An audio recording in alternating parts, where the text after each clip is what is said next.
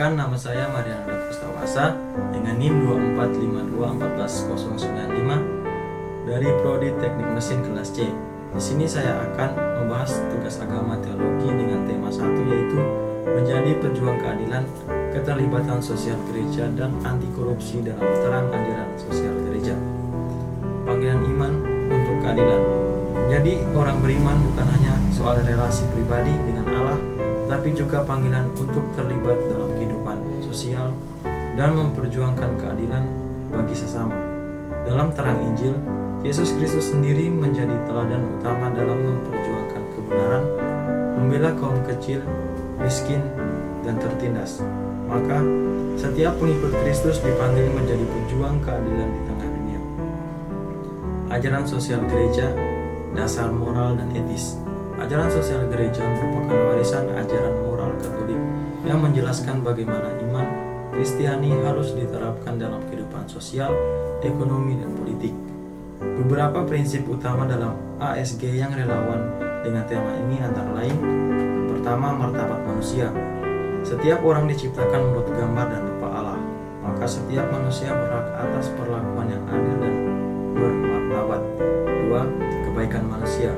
Keadilan sosial menuntut agar struktur masyarakat diarahkan untuk kesejahteraan semua orang, bukan segelintir elit. Tiga, solidaritas dan subsidiaritas. Kita dipanggil untuk saling peduli dan turut serta dalam membangun ketatanan sosial yang adil dan partisipatif. Keterlibatan sosial gereja.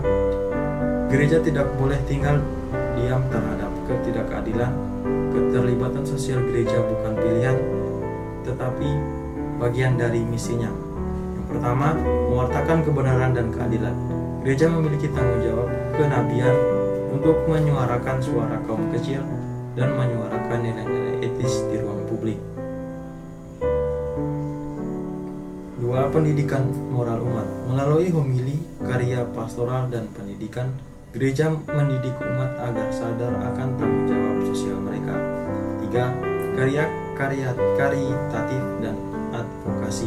Tidak hanya memberi bantuan langsung, tapi juga mendorong perubahan struktural demi keadilan yang berkelanjutan.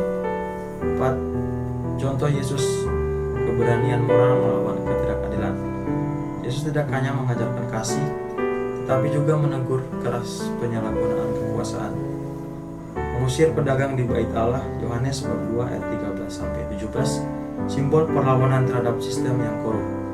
Bersikap terbuka kepada pemungut cukai Zakeus dan Matius yang bertobat, harapan bagi para pelaku korupsi untuk berubah.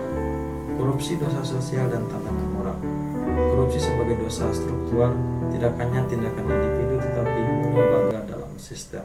Netizen ya, oke. Apa yang menyebabkan orang terjebak korupsi? Adakah contoh di Alkitab yang korupsi?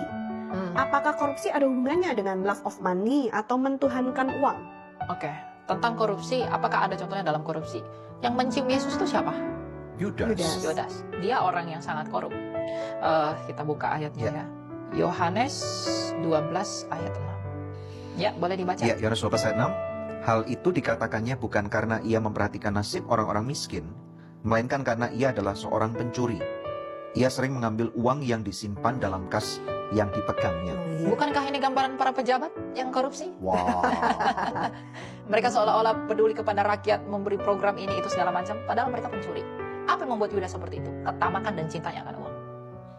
Jadi mengapa korupsi itu ada? Karena ia menghamba pada uang. Kita nggak bisa menghamba pada uang dan menghamba pada Kristus. Lawan dari Kristus itu ya uang, mamon. Betul. Makanya dalam kitab Ibrani dikatakan janganlah kamu menjadi hamba uang. Uang itu bahaya sekali. Ya. Kalau kita dikuasai uang, bukan kita yang menguasai uang. Uang itu bisa kita gunakan untuk kerajaan Allah. Tapi jangan uang yang kemudian menghantui kita sehingga kerajaan Allah itu tidak kita cari dan hukum Allah kita telantarkan. Caranya gimana? Mungkin bisa diberikan tips praktis supaya kita tidak menghambakan diri kepada uang. Ya. Yang pertama bersyukur. Oke, setuju. Syukur dalam arti kalau mereka Apapun hidupnya, dia harus bersyukur kepada Allah. Kalau Berapapun income-nya kurang, berkatnya. Ya kalau income-nya berkurang, dia tahu apa yang dia peroleh masih kurang, dia harus bersyukur. Dengan syukur itu dia rendah hati untuk bekerja lebih keras lagi. atau menyesuaikan diri dengan apa yang dia punya, Iya, rendah mengatur hati. pengeluarannya. Kalau orang tahu, misalnya pengeluarannya tinggi, tapi pekerjaannya sedikit, Ya. dia tidak mau mencari lebih. Berarti dia tidak rendah hati. Karena kalau dia rendah hati, dia mau berupaya untuk bekerja, berusaha untuk memenuhi apa yang menjadi keperluan dirinya. Tapi kan keperluan setiap orang beda-beda. Ada yang orang anggap keperluan padahal sebenarnya bukan keperluan. Kayak hidup yang mewah, segala macam dan lain sebagainya. Orang anggap itu keperluan padahal sebenarnya bukan. Ya, jadi selama bukan gaya hidup, maka bisa ditekan. Betul. Tetapi kalau yang kebutuhan misalnya sampai orang tuanya meninggal sehingga dia punya 3 orang adik yang harus disekolahkan, maka dia harus berusaha, selain bersyukur, dia berupaya untuk mencari pekerjaan Betul. tambahan. Dan yang paling penting harus libatkan Tuhan. Karena ketulusan hati itu yang menentukan tindakan. Dalam Amsal 4 ayat 23 dikatakan, jaga hatimu, karena dari situ terpancar kehidupan. Jangan jadi seperti Yudas ini. Kita misalnya punya saudara yang perlu kita tolong, kita hanya memanfaatkan mereka, tapi kita bukan punya niat yang tulus buat mereka.